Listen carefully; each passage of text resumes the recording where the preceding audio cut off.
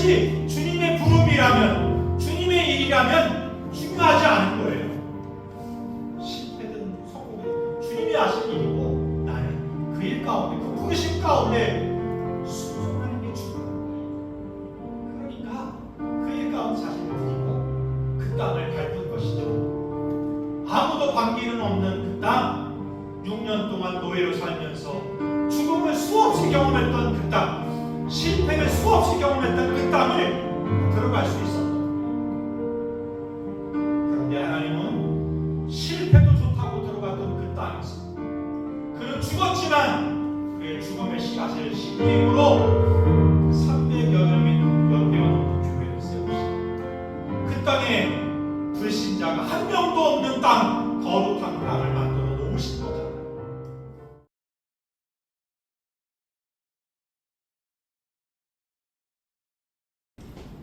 2026년 7월 26일 주일 예배를 하나님 앞에 올려드리도록 하겠습니다.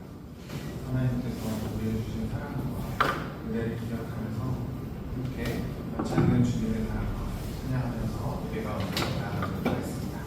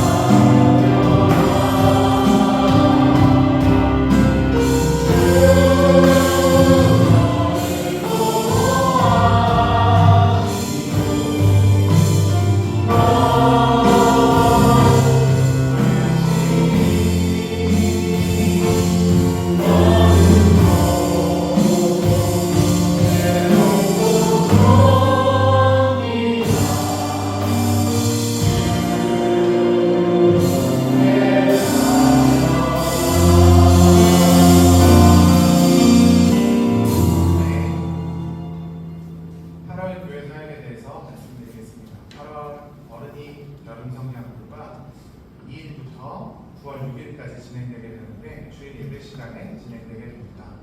그리고 불없는 주일로 7월 26일부터 8월 9일까지 시간을 지낼 때 식사는 별도로 제공을 해드립니다. 그리고 설립 3주년 감사예배 및 음식식을 9월 6일 날 하려고 합니다. 함께 기도해 주시고, 그리고 임직자들 리더 교육을 8월 2일 다음 주부터 8월 30일까지 주일마다 진행되게 되는데 매주일 아침 10시부터 진행되게 되니까 임직자들 그리고 리더자들 교육에 참석해 주시면 감사하겠습니다. 8월 15일까지 주중 모임은 쉬게 됩니다. 보통 교회들이 여름 사역들이 많습니다. 이 사역들 가운데 은혜가 그리고 여러분의 참여가 함께 있었으면 좋겠고요. 순서마다 하나님 은혜 주시라고 함께 기도해 주시면서 참석해 주시면 감사하겠습니다. 8월 대표기도 2일부터 30일까지 안내드리고 있으니까 잘 참여해주시면 감사드리고요. 오늘은 특별히 설거지 문자를 안내해드리지 않겠습니다. 그게 없기 때문에 쓰레기나 분리수거 이런 것들만 잘 섬겨주시면 감사하겠습니다. 믿음으로 사도신경 고백하면서 예배 가운데 나가도록 하겠습니다. 전능하사 천지를 만드신 하나님 아버지를 내가 믿사오니 그 외아들 우리 주 예수 그리스도를 믿사오니 이는 성령으로 잉태하사 공정녀 마리아를 낳으시고 본디오 빌라도에게 고난을 받으사 십자가에 못 박혀 죽으시고 장사한지 삶은의 죽자 가운데서 다시 살아나시고 하늘에 오사 전능하신 하나님 복변한 자를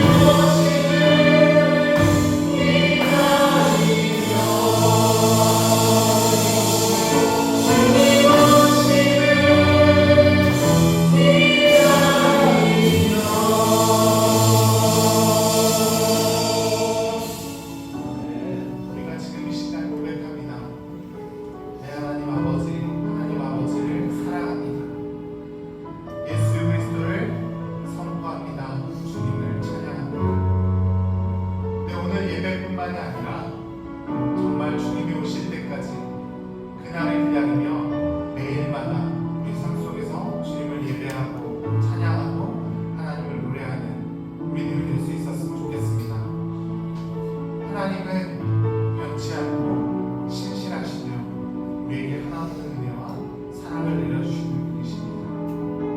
그런 주님이 있기에 우리는 흔들리지 않고 요동치 않고 나의 구원, 나의 영광 되신 주님만 바라보며 우리가 한 자리에 주님을 원하시는 그 예배자의 자리에 있을 줄 믿습니다.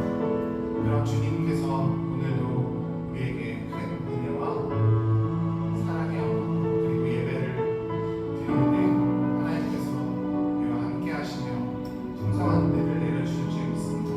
그런 주님 앞에 우리의 마음을 올려드리며 하나님 순서마다 은혜를 내려주셔서 주님 내게 찾아와 주셔서 나를 만나 주셔서 내가 신음하는 그 음성 소리에도 귀 기울이시며 주님 응답하실 줄 믿습니다. 우리 예배 가운데로 하나님께서 큰 은혜를 내려달라고 말씀하신 목사님을 위해서 우리 신령을 위해서 다같이 기도하면서 예배 가운데 나아가도록 하겠습니다. 주신 하나님 아버지 감사합니다. 오늘도 하나님 앞에 예배하며 나아갑니다. 우리의 고백을 하나님 앞에 올려드리오니 주의 사랑과 은혜를 우리 가운데 충만히 내가 주셨소서. 말씀하신 때 순종할 수 있게 하시고 그 말씀 가운데 살아가는 우리들 주님으로 인도하여 주옵소서.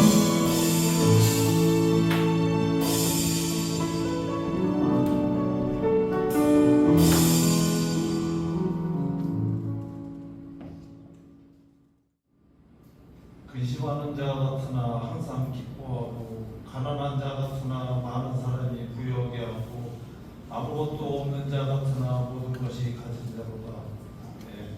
좋으신 하나님 아버지, 저희를 하나님의 형상대로 지으시고 지혜와 능력과 자비가 충만하신 주님을 찬양합니다. 오늘 저희에게 거룩한 주일을 허락하셔서 주님의 거룩하신 보좌 앞에 나오게 하시니 은혜에 감사합니다.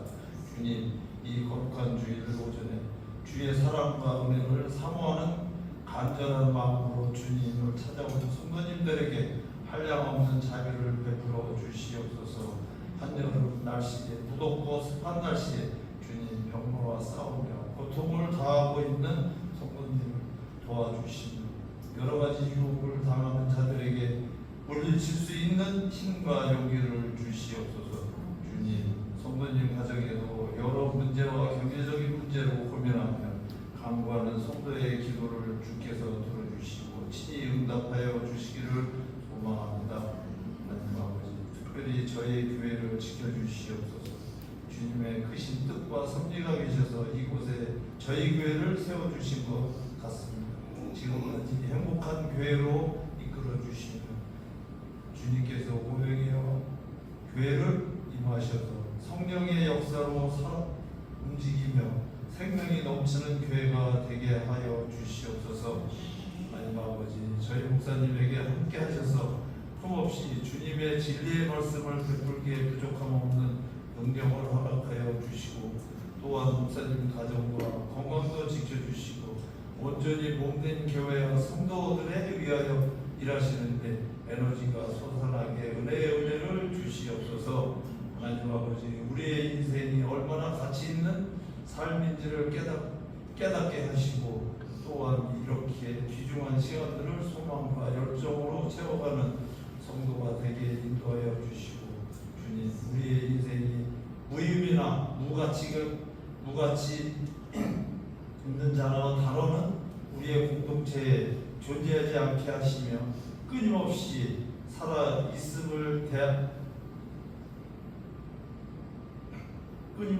살아있음에 대한 에너지가 솟아나게 붙들어 주시옵소서.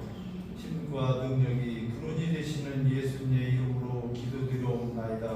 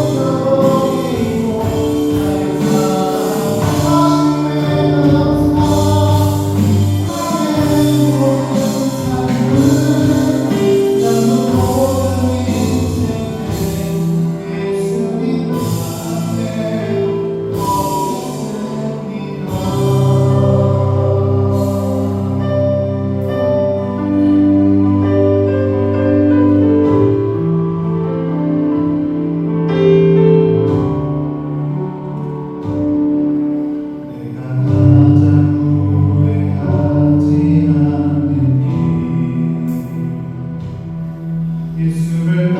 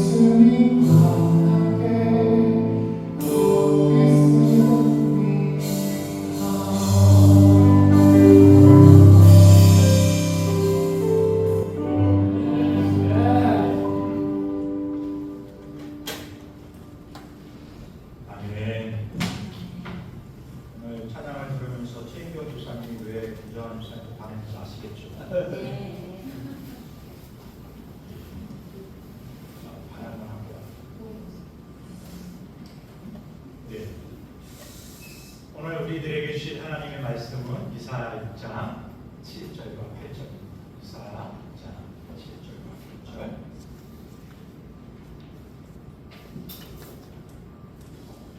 두 절이니까요. 같이 합독할까요? 같이 합독하겠습니다. 그것을 내 입술에 내며 내 오라 이것이 내 입에 닿았으니 내 아이 죄가 졌고 내 죄가 사하여 졌느니라. 내가 또 주의 목소리를 들으니 주께서 이르시되 내가 누구를 보내며 누가 우리를 위하여 하라고 하시니 그때 내가 이르되 내가 의인이라 나를 부르소서 하였더니. 이 예물을 위해 기도하겠습니다. 좋으신 하나님 아버지, 오늘도 간절한 마음으로 주의 은혜를 구하며 예배하며 예물 올려드립니다.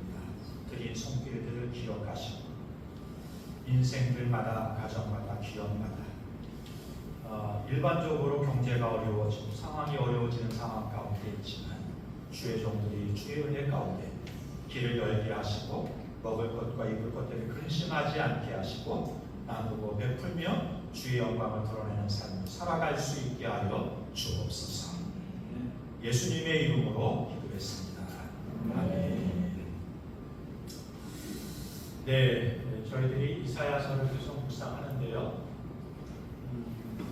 오늘 6장 말씀을 함께 나누실 건데 6장에서는 하나님께서 선지자 이사야를 부르시는 소명 기사가 기록이 되어 있습니다. 하나님이 이사야를 부를 때 이사야가 일반적으로 성경이 소명 기사를 기록할 때 바울도 그렇고 대부분 그렇거든요. 하나님과 예수 그리스도의 은혜와 사랑으로 부름받은 나 바울은 이렇게 한다든지 이런 식으로 자신의 소명 기사를 기록하는 게 일반적인 일입니다. 그런데 이사야서는 그렇게 기록하지 않아요. 일반적으로 1장에 소명 기사가 대부분 나와 있는데 6장에 나와 있는 것도 일반적이지 않고 부름받은 사람이 자기의 심중에 있는 고백을 드리는 것도 일반적이지 않아요. 바울은 이렇게 말합니다. 나는 거룩한 사명자입니다. 이렇게 말하지 않고 나는 망하게 되었습니다. 입술이 부정한 자입니다. 나는 입술이 부정한 백성 중에 거주하고 살고 있습니다. 좀 다른 소명을 받은 사람들의 반응과 이사야의 반응이 좀 다른 것을 볼 수가 있죠. 이 고백을 이렇게 묵상하면서 이사야가 입술이 부정하다고 이야기하는 이유가 있지 않을까라는 생각을 해보게 됐어요. 그가 입술로 무슨 짓을 했길래? 물론 입술이란 표현은 말이라고 하는 언어라고 하는 것만 이야기하지 않고 여러 가지를 이야기하지만 어쨌든 이사야가 입술이 부정한 자라고 고백하는 것을 보면 입술을 통해 부정한 일을 한 것은 맞는 것 같습니다. 이 이야기를 듣는데 아주 오래전에 상담했던 어머니 이야기가 기억이 났어요. 제 방에 찾아와서 상담을 하는데 이러는 거예요. 어릴 때는 참 착했어요. 우리 아이가. 얼마나 높게 말하는지 몰라요. 그런데 이 아이가 초등학교 들어가서 학년이 올라가고 올라갈수록 말이 바뀌는 거예요. 말마다 욕이 나오는 거예요. 험해지는 거예요. 뭐라 그러면 아이가 이러는 거예요. 다른 애들은 다 그렇게 얘기하는데 엄마는 왜 그렇게 얘기하는 거야? 근데 여러분, 애들만 그럴까요? 우리가 살아가는 지금 세상도 사실 이 폭언, 폭력과 같은 수준의 언어들이 그냥 너무 쉽게 아무렇지도 않게 막 내뱉어지고 있는 세상에 우리는 살고 있습니다. 그 말에 배려가 있는 것이라고는 한 부분도 없을 만큼 허박한 말과 막말이 지금 되어지고 있는 세상에 우리가 살고 있는 것 같아요. 여러분, 이전까지 막말하면 험한 말로 생각했잖아요. 그런데 막말이란 험한 말이 아니라 생각 없이 던지는 말 자체가 막말이에요. 오늘 우리의 언어의 생활을 한번 돌아볼 수 있었으면 좋겠습니다.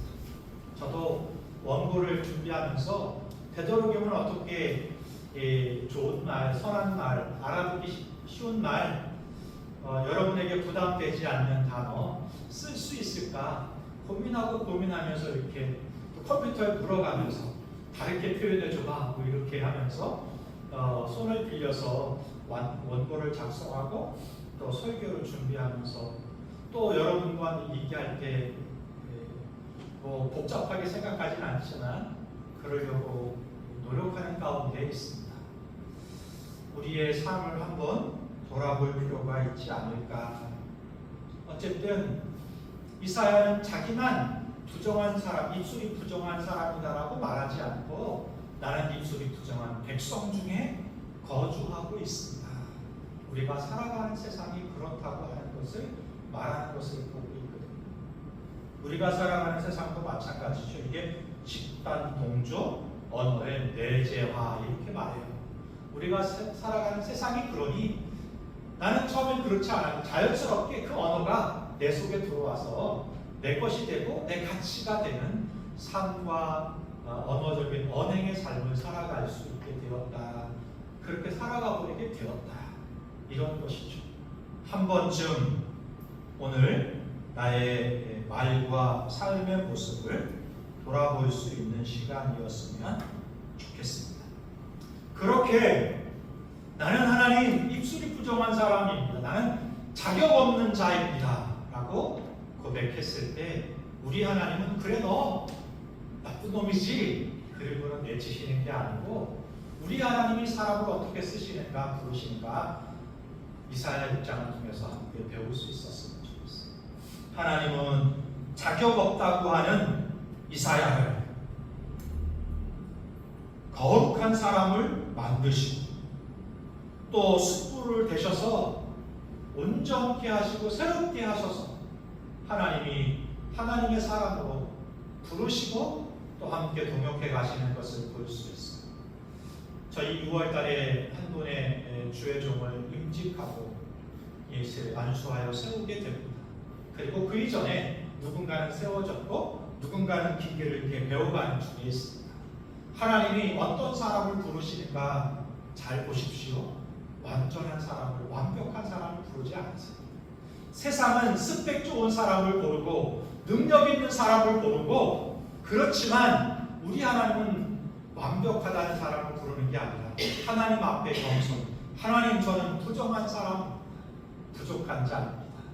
고백하는 자를 부르셨습니다. 그의 삶을 새롭게 하시고 은혜를 베푸심으로 하나님이 그에게 사명을 맡기시며 함께 동역하시는 일을 이루시는 것을 볼 수 있잖아요. 앞서 안수받고 부름받은 사람들 우리가 그렇게 부름받았다는 사실을 잊지 마십시오. 그리고 6월 달에 임직하시게 되는 분도 마찬가지로 완벽해서 내가 주의 부름 가운데 쓴 게 아니라 부족하지만 은혜로 내가 이 부름 앞에 섰다는 사실을 기억하면서 임직을 받았으면 좋겠습니다. 그리고 오늘 함께 예배하는 저와 여러분도 그 은혜 가운데 우리가 부름받아 오늘을 살아가고 있고 내일을 살아가게 될 것이라고 하는 부분을 이 은혜를 잊지 않고 살아가는 저와 여러분 될 수 있었으면 좋겠습니다. 오늘 내가 여기 있습니다. 이사야가 고백했던 것처럼 저와 여러분도 그렇게 그 부르심 앞에 주님의 참된 사명자로 일어서는 일꾼들 되기를 오늘 말씀을 귀 기울여 들으면서 나를 비춰보면서 다시 결단하는 귀한 시간 될 수 있었으면 좋겠습니다. 첫 번째 우리가 살펴볼 것은 입술의 부정함과 자격을 창조하시는 하나님 우리가 볼 수 있는 걸 확인할 수가 있네요. 6장 7절인데 함께 합독하겠습니다. 그것을 내 입술에 대며 보라 이것이 내 입에 닿았으니 내 악이 제하여졌고 내 죄가 사하여졌느니라 하더라. 이사야가 하나님의 부르심 앞에 서게 돼요. 우시아는 죽고 그 시점쯤 이사야가 하나님의 부름을 받고 하나님을 바라보는데 하나님 앞에 섰을 때 이사야는 참 몸둘 바를 모르게 되는 것입니다. 자기의 부정함과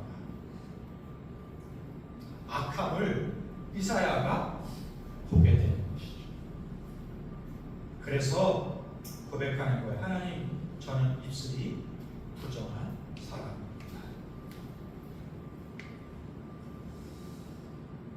이사야가 오늘 자기의 인생의 그동안 기준으로 삼았던 그 기준이 바뀌는 거예요. 이사야는 왕족이었습니다. 귀족다운 삶을 선지자로 부름받았다고 하면 나름 신앙적으로도 그가 그 삶을 그 길을 걷고 있었다는 이야기가 되잖아요. 어떤 부분 속에서 이사야는 이전까진 기준이 상대적이었을지 몰라요. 사람이 기준이 되고 상황이 기준이었을지 몰라요. 오늘 우리도 그럴 때가 있잖아요. 그런데 여러분, 사람이 기준이 되고 상황이 기준이 되면 그 사람보다 내가 나으면 우쭐해져요. 교만해져요. 그 사람보다 내가 못하면 비굴해지고 우울해지는 것이 일상적인 우리의 삶의 모습입니다. 그런데 이사야가 사람이 상황이 기준이 아니라 하나님 앞에 서니까 분명하고도 확실하게 깨닫게 되는 것이죠. 그것은 자신은 부정한 자이고 자격 없는 자라는 사실을 깨닫게 되는 것입니다. 오늘 여러분, 우리도 그렇지 않습니까? 우리의 삶의 기준이 사람일 때가 있고 환경일 때가 있지 않습니까?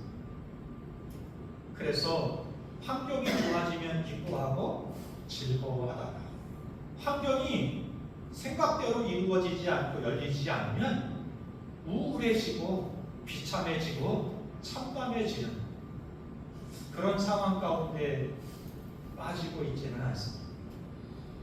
사람이 기준일 때 나보다 못한 사람을 보면선 속으로 드러내진 않을지 모르겠는데 속으로는 우월감을 가지는 거예요. 그러면서 말이 나가는데 우월의식 가운데 이야기하게 될 때가 있는 것이죠. 우리의 삶에 어느 순간 어느 때 그런 삶을 살아본 적이 있는 것이 우리의 모습입니다. 아니, 지금도 그렇게 살아가는지 모르겠어요. 이런 분들은 마지막에 어떻게 되는 줄 아세요? 하나님을 향해서도 손가락 가지하면서 욕해요. 하나님, 나한테 어떻게 이럴 수 있어요? 내가 어떻게 살았는데? 내 인생의 잘못이 누구에게 있는 거예요? 하나님에게 돌아보십시오. 내 욕심에, 나 자존심에 혹시 일을 저질러 놓고는 마지막에 가서는 어떻게 누구에게 책임을 전가할 때가 있어요? 하나님에게 책임을 전가할 때가 없으세요. 마치 이 문제는 하나님이 그렇게 만드는 것이죠. 가끔씩 우리가 그 자리에 서 있을 때가 있는 것이죠. 그런 삶을 살았던 이사야가 오늘 하나님 앞에 서서는 사람도 상황도 돌아볼 겨를이 없이 온전히 자신을 돌아보게 되는 것입니다. 그리고는 변명할 여지가 없이 이렇게 고백하고, 하나님, 저는 입술이 부정한 자입니다. 이런 이사야를 하나님이 부르세요. 여기 입술이라고 하는 뜻은 말이라고 하는 관점에서만 아니라 이 히브리 문화적인 역사적인 관점에서 볼 때 우리의 삶에 있는 신중의 의식과 가치가 제일 잘 드러나는 게 뭐다? 말이다라고 하는 것이죠. 그래서 입술이라고 하는 것은 말만 욕이 많은 삶을 얘기하는 게 아니고 그 삶의 어떤 부분 속에서 부정한 것들이 있는 삶을 이야기해요. 숨겨져 있는 것까지 포함했습니다. 이사야는 그렇게 고백하는 가운데 그런 이사야를 하나님이 부르시는 것입니다. 부르실 때 여러분, 사명을 맡길 때 이러지 않으신다는 거예요. 칼을 들고 이사야 목에다 칼을 딱 대면서 빨리 가, 빨리 해, 이렇게 하지 않으신다는 거예요. 우리 하나님은 부르실 때 무엇인가 일을 맡기실 때 억지로 하게 하지 않으신다. 칼을 디밀듯이 등을 낭떠러지인 줄 알면서 떠밀듯이 그렇게 일을 시키지 않으신다. 보세요 여러분, 하나님은 이렇게 말씀을, 그리고 이사야를 이렇게 보세요. 어떻게 하세요?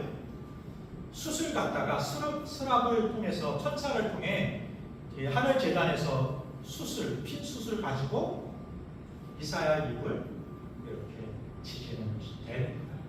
이거는 태운다는 의미도 있지만 정결케 한다는 의미가 있는 것입니다. 하나님께서 그 입술을 정결하게 하세요. 이것은 나중에 700년 후에 베들레헴에서 나시고 또 골고다에서 십자가를 지시며 보혈을 흘리심으로 저와 여러분들의 죄를 맑게 씻기시고 진홍 같은 것을 분홍 같은 것을 양털같이 흰눈같이 씻기시고 온전케 하시는 예수 그리스도의 그 십자가의 보혈의 모습을 예표하는 장면인 것이죠. 빨갛게 막 빨갛게 달아오른 스스로 우리의 입술을 태워 정결하게 하시고 우리의 인생을 새롭게 하시는 것입니다. 그렇게 우리를 새롭게 치유하시고 대속하시고 온전케 하셔서 말씀하시기를 뭐라 그러는가 하면 내 악이 제하여졌고 내 죄가 사하여졌느니라. 죄가 씻길 뿐만 아니라 자격이 다시 회복이 되었다는 뜻입니다. 어떤 자격이요? 하나님의 아들이라는 하나님의 창조물이라는 그 자격이 회복이 되었다라는 것입니다. 하나님은 우리를 부르실 때 이렇게 부르세요.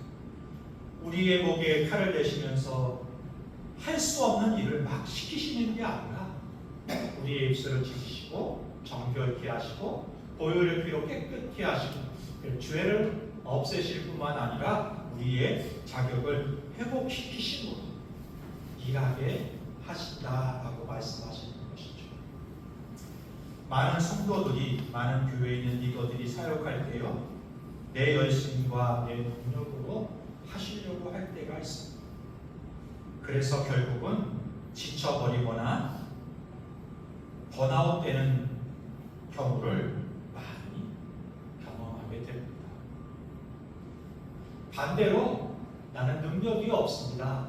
나는 자격이 없습니다. 그래서 뒤로 물러서서 서가지고 임직을 줄 때 받지 않거나 직분을 줄 때 어떤 일을 맡길 때 그 일 가운데 엮이지 않으려고 하는 분들이 있는 것이죠. 이사야의 부르신 소명의 이 사건을 통해서 소명의 기사를 통해서 저와 여러분 다시 한번 돌아볼 수 있기를 바랍니다. 우리 하나님이 사명자를 부르시는 원리는 저와 여러분이 가지신 자격이나 능력을 가지고 채용하시는 게 아니라 부정한 우리를 십자가 보혈로 정결하게 하시고 일을 감당할 수 있도록 재창조하시고 회복해 하셔서 우리에게 일을 맡기시게 되는 것이죠. 그러므로 무슨 일을 맡을 때 감당할 때 우리의 능력과 경험으로 하려고 들지 말고 그 십자가의 은혜를 기억하면서 맡겨진 일을 감당하는 저와 여러분이 될 수 있었으면 좋겠습니다. 두 번째 우리가 기억할 것은 하나님의 탄식을 듣는 사명자 의식을 가져야 된다는 거예요. 6장 8절 전반부를 함께 읽어보겠습니다. 내가 또 주의 내가 누구를 보내며 누가 우리를 위하여 가려고 제단 숯불을 통하여 정결케 된 이사야의 귀가 열립니다. 하나님의 음성을 들을 수 있게 된 거예요. 그 음성을 듣게 된 이사야가 무슨 음성을 듣게 되는가 하면 하나님 어전에서 이루어진 회의 소리가 이사야의 귀에 들리게 되는 것이죠. 여러분, 십자가의 은혜를 경험한 사람은 하나님의 음성이 들려요. 이건 무슨 신비적인 이야기를 드리고 있는 게 아니라 이렇게 해석하시면 좋을 것 같아요. 은혜 받은 사람과 은혜 받지 못한 사람의 차이는 여기 있습니다. 하나님의 이야기를 듣는데 그냥 어떤 스토리나 정보나 이야기로 듣고는 흘리게 되는 사람이 있는가 하면 하나님의 이야기를 듣는데 하나님의 이야기로 받고 그 말씀이 오늘 내가 일해야 될 사명으로 듣는 사람이고 하나님의 이야기를 듣는데 그 말이 내가 살아갈 길로 듣는 사람이 있다고 하는 것입니다. 오늘 하나님의 말씀을 듣는데 여러분 어떻게 들리세요? 하나님의 말씀을 들을 때 저게 내가 살아갈 길이구나. 저게 내가 오늘 해야 될 일이구나 라고 라고 듣고 계십니까? 아니면 아무런 생각 없이 그냥 이쪽 귀로 들었다가 이쪽 귀로 흘려보내는 삶을 사십니다. 은혜 있는 자가 하나님의 부르심 정결함을 받은 이사야가 하나님의 말씀을 들었을 때 이게 내가 해야 될 일이구나 라고 들을 수 있었던 것처럼 오늘 저와 여러분도 그렇게 들을 수 있었으면 좋겠습니다. 우리가 신앙생활을 하면서 사명을 감당할 때 피곤해지는 이유를 보면 율법적인 의무감으로 직분자니까 어쩔 수 없이 해야지, 또는 봉사 안 하면 벌을 받을 것 같으니까 그 이야기를 듣고는 어떤 일을 감당하는 분들이 생길 수 있습니다. 그런 경우는 이 노동이 되는 것이죠. 하나님이 이 에덴 동산에서 인간을 만드시고 일을 주셨습니다. 그런데 죄가 들어오기 전까지 아담은 그 일을 기쁘게 했어요. 그런데 언제부터 이게 힘들고 고단하고 괴로운 일이 되었는가 하면 죄가 들어오도록 똑같은 일을 하면서도 노동이 되고 괴로움이 되고 아픔이 되고 어쩔 수 없이 하지, 이런 일이 되어버린 것이죠. 하나님의 일도 그렇게 할 수 있는가, 기쁘게 할 수 있는가, 감사함으로 할 수 있는가에 대한 또 다른 부분 속에서 억지로 큰 짐같이 여겨져서 그 일을 감당할 수가 있게 되는 것이거든요. 세 번째로는 인생의 주도권을 내어드리는 응답, 시내니 이사야가 그렇게 반응하고 있는 모습을 우리가 확인할 수 있습니다. 6장 8절 하반절 같이 함께 읽겠습니다. 그때 내가 이르되 내가 여기 있나이다 나를 보내소서 하였더니. 하나님의 탄식 소리를 들은 이사야는 내가 누구를 보낼고, 하나님의 탄식의 소리를 들었어. 이사야가 바로 이렇게 고백하는 거예요. 하나님, 제가 여기 있습니다. 나를 보내주십시오. 하나님, 시대에 나를 써주십시오. 이렇게 고백하고 그리고 그 초청에 응하고 있는 모습을 우리가 확인할 수가 있는 것입니다. 내 인생의 주도권과 통제권을 하나님께 온전히 내어드리는, 전인격적으로 나의 삶을 하나님께 양도하는 선언이다, 이렇게 말씀드릴 수가 있을 것 같아요. 이사야는 있잖아요, 이렇게 묻지 않았습니다. 나를 보낼 사역지가 어디입니까? 라고 묻지 않았습니다. 그곳은 편한 것입니까? 묻지 않았습니다. 성공과 열매가 보장됩니까?도 묻지 않았습니다. 그것이 하나님의 부르심이란 확인이 되자 어디든 어떤 일이든 하나님, 제가 신에 순종하겠습니다. 그렇게 고백하고 순종하면서 맡겨진 일을 감당하는 것을 볼 수 있습니다. 실제로 여러분, 구절을 보면요, 하나님이 이사야에게 맡긴 일은 이런 것이에요. 가서 이 백성에게 이르기를 너희가 듣기는 들어도 깨닫지 못할 것이고 보기는 보아도 알지 못하리라. 이사야에게 맡긴 일이 뭐죠? 성공할 일이에요? 실패할 일이에요? 실패할 일. 이사야가 아무리 애쓰고 힘쓴다고 해도 힘쓰면 힘쓸수록 애쓰면 애쓸수록 하나님께로 돌아오는 사람보다 그 길을 닫고 마음문을 닫는 사람이 더 많아질 일이라는 거예요. 결국 실패할 일 가운데 이사야가 부름받은 것입니다. 그런데 여러분, 이후에 이사야는 이 사명 가운데 온 힘을 썼습니다. 바보같죠. 오늘 저와 여러분을 부르신 하나님, 그리고 여러분에게 맡겨진 어떤 일과 상황들은 우리의 생각대로 안 될 수도 있습니다. 그러면 세상은 포기하는 게 맞잖아요. 내려놓는 게 맞잖아요. 그런데 주의 일은 그렇지 않은 거예요. 설사 그것이 실패할 일이라도 필요한 때가 있는 것입니다.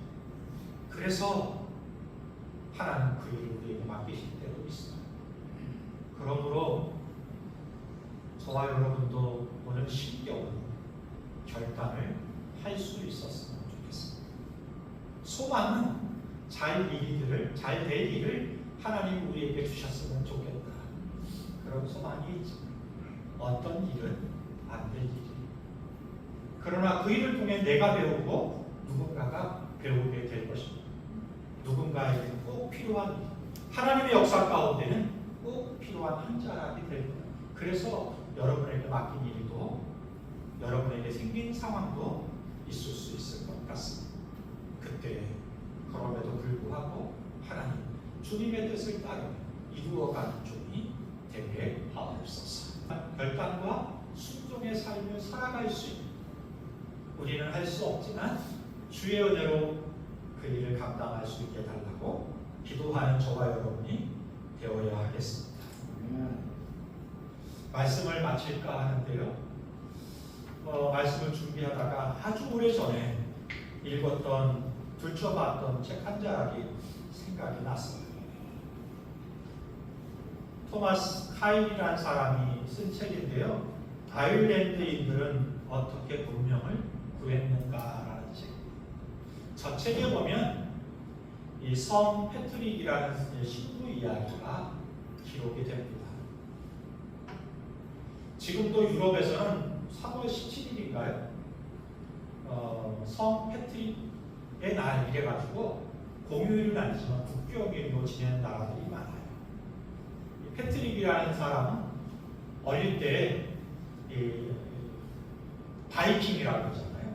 바이킹 해적들에게 납치가 돼가지고 아일랜드 섬 한쪽에 노예로 팔려갑니다. 거기서 6년 동안 노예 생활을 해요. 죽을 고생을 하다가 어떻게 탈출하게 됩니다. 고국으로 돌아갔다가 프랑스에서 말씀을 듣는 가운데 뜨거운 마음이 생겨서 하나님의 부르심을 믿게 되고 수도원 생활을 하게 됩니다. 수도원 생활을 끝내고 고국으로 돌아오는 어느 날 환상 가운데 주님의 음성 같은 것을 듣게 되는 것이죠. 아일랜드로 가라. 그러면서 그 아일랜드에서 6년 동안 노예 생활했던 것이 막 떠오르면서 이 패트릭이 그 부르심을 받아들일 수가 없는 거예요. 그런데 어느 날 또 아일랜드 사람들의 음성을 듣게 된대. 아일랜드로 와서 우리를 구해달라. 결국 패트릭은 아일랜드로 가기로 결단하게 됩니다. 여러분, 이 시점이 중요해요. 패트릭이 아일랜드로 갈 때 여전히 바이킹이 주 문화였고 바이킹이 섬기는 신이 있어요. 이런 잡신들이 있는데 그들의 문화가 아일랜드를 집어삼킨 상태. 한 사람의 기독교인도 없던 그 땅에 하나의 교회도 없던 그 땅에 패트릭이 복음을 들고 돌아가는 것입니다. 살아나오겠다는 생각을 하고 들어갑니다. 여러분 얼마나 바이킹 그리고 그들이 섬기는 그 신들이 잡신들이 얼마나 흉악한 짓들을 많이 하는지 몰라요. 그곳에 들어가서 한 사람 한 사람 주의 사람으로 만나서 복음을 전하고 주의 사역을 이루게 됩니다. 그러나 거기서 나오지 못하고 죽어요. 아일랜드인들은 어떻게 문명을 구할 수 있었는가? 카일 쓴 책에 이렇게 짤막하게 기록되어 있습니다. 그가 평생 복음을 전하고 삶을 마감했을 때 그 땅에는 300개가 넘는 교회가 세워졌고 아일랜드 땅에는 신자가 아닌 사람이 단 한 명도 없었다. 이게 사실인지 아닌지는 명확하지 않지만 아일랜드는 얼마 전까지만 해도 헌법에 기독교가 들어있습니다. 패트릭이 들어갈 때 5세기까지 470년, 80년대까지 한 명의 기독교인이 없었습니다. 패트릭이 죽고 나서 그가 밟았던 땅은 복음화가 완전히 이루어져서 기독교 국가가 됐습니다. 물론 1971년 헌법이 개정되면서 종교의 자유가 이 나라에 생겼습니다. 그런데 지금도 3년 전까지의 인구 조사를 했을 때 카톨릭과 기독교 인구가 73%. 도전이 되죠. 오늘 우리의 주변에도 여전히 주의 사랑이 필요한 사람, 주의 은혜가 필요한 사람이 있습니다. 복음을 전한다고 예수 믿을까? 괜히 싫은 소리나 듣지 않을까? 그럴 수 있습니다. 무엇인가를 생각했을 때 분명히 실패가 맞은 그런 상황과 사람이 있습니다. 그렇다고 해도 실패가 확실하다고 해도 오늘 그 상황 속에서 우리를 그리스도인 성도로 세우시고 드러내기를 원하시는 주님의 부르심 앞에 이렇게 고백할 수 있기를 소망합니다. 이사야가 그랬던 것처럼 하나님, 제가 여기 있습니다. 저를 보내주세요.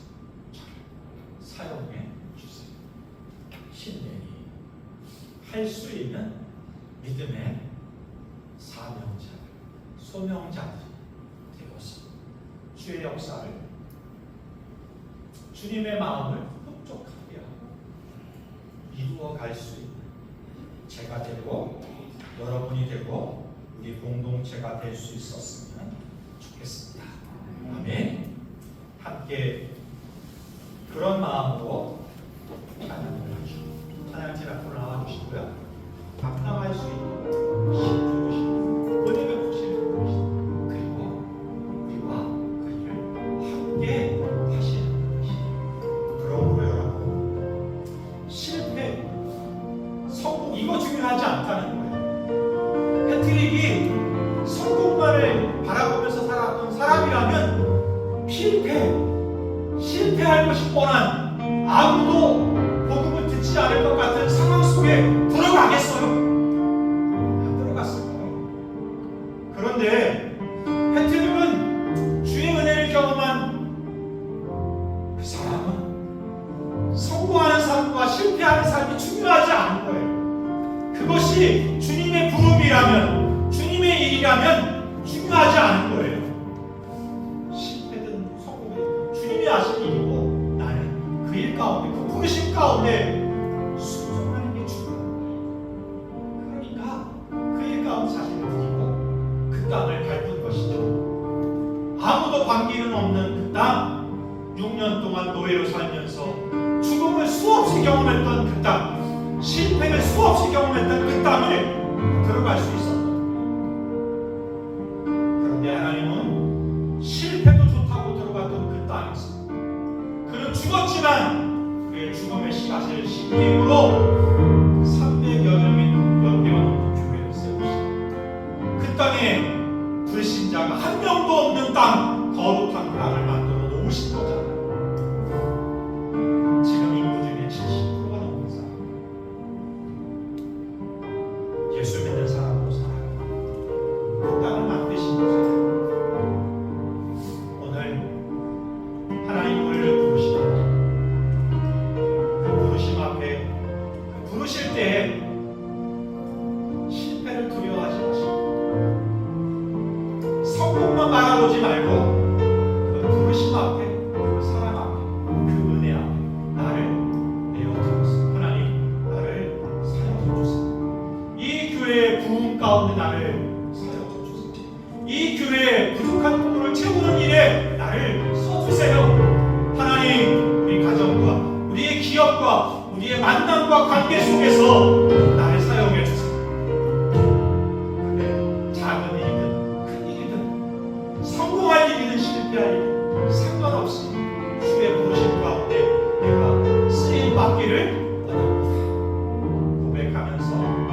마음을 담아서 진짜로 찬양하는 시간이 되었으면 좋겠습니다. 함께 찬양하겠습니다.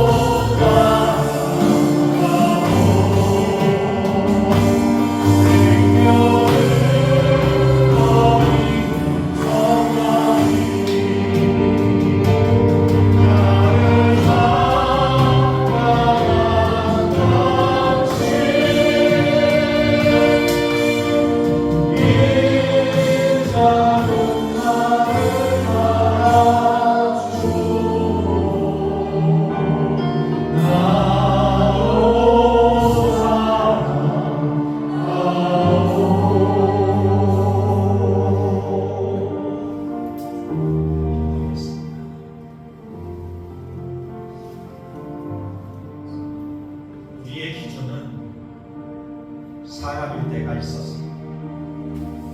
상황일 때가 있었습니다. 그래서 때로 우울해지고 비굴해지기도 하고 참 낭떠러지가 없는 추락하는 인생 살았습니다. 때로는 누군가보다 내가 낫다고 우월하면서 우월감 가운데 빠졌습니다. 함부로 말하거나 비꼬아 말하거나 하대하거나 교만한 삶을 살고 있었습니다. 상황이 기준일 때는 상황이 좋아지면 기뻐하고 감사하다. 상황이 나빠지면 원망하고 탓하고 분노하고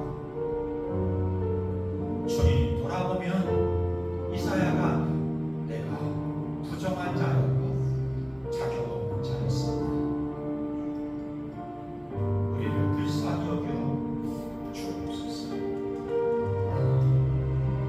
이제 주의 보혈의 피를 통하여 정결케 된 인생, 그 부르심 앞에 주님의 음성을 내가 살아갈 길로, 주님의 말씀을 내가 할 일로 들을 수 있는 길을 주셨습니다. 그 부르심 앞에 그게 성공의 길이든 실패의 길, 고난의 길이든 영광의 길이든 순종의 삶을 살기로 결단합니다. 주여 우리를 붙잡아 주옵소서. 그 길을 걸어갈 수 있는 용기를 주시고 믿음을 주시고 은혜를 베풀어 주옵소서. 이후로는 나의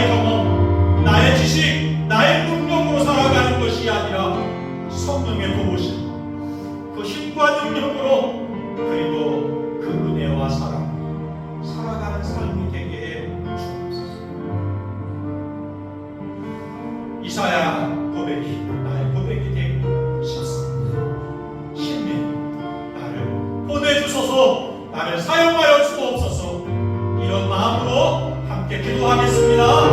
좋으신 하나님 아버지, 우리를 불쌍히 여겨 주옵소서.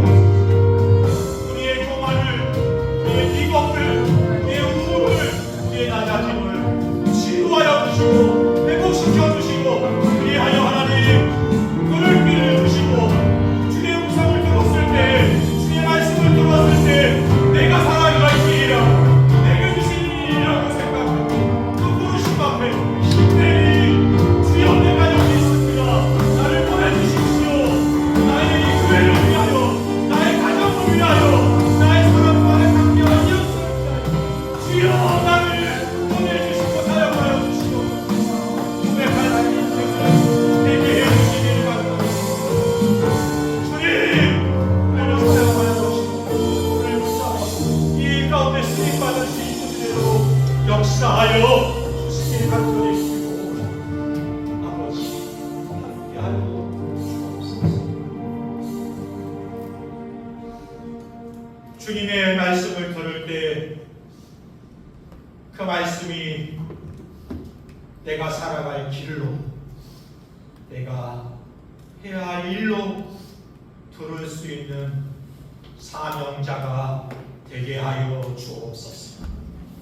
그 부르심 앞에 이제 힘내니 순종의 삶을 살기로 결단하오니 주여, 우리를 보내주시고 사용하여 주시고, 그렇게 주의 역사 가운데, 주의 일 가운데 우리가 쓰임받게 해주시기를 원합니다.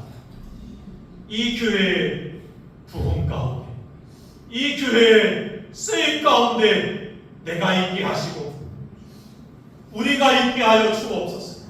가정 가운데, 또 만남과 이웃 가운데 주님, 우리가 보냄받고 쓰임받고 그렇게 거룩한 역사를 만들어 갈 수 있는 주의 종들이 되게 하옵소서. 내 능력, 힘은 부족하지만 나를 붙잡아 주시는 주님의 능력으로, 주님의 은혜로, 주님의 사랑, 그 사명을 이루어가는 우리 모두가 되게 하옵소서. 이제는 우리 주 예수 그리스도의 크신 은혜와 아버지 하나님의 무한하신 사랑하심과 성령의 내주도 동인도하심, 부르심 앞에 내가 여기 있습니다, 나를 보내주소서, 나를 써주소서, 절망 가운데 탄식하는 인생을 건져주신 주님 앞에, 그렇게 부르심 앞에 순종으로 결단할 수 있는, 그리고 그렇게 살아가기로 결단하는 주의 종들 머리 위에, 가정과 이 나라의 민족 위에 지금부터 영원까지 함께 하시기를 간절히 축원하옵나이다.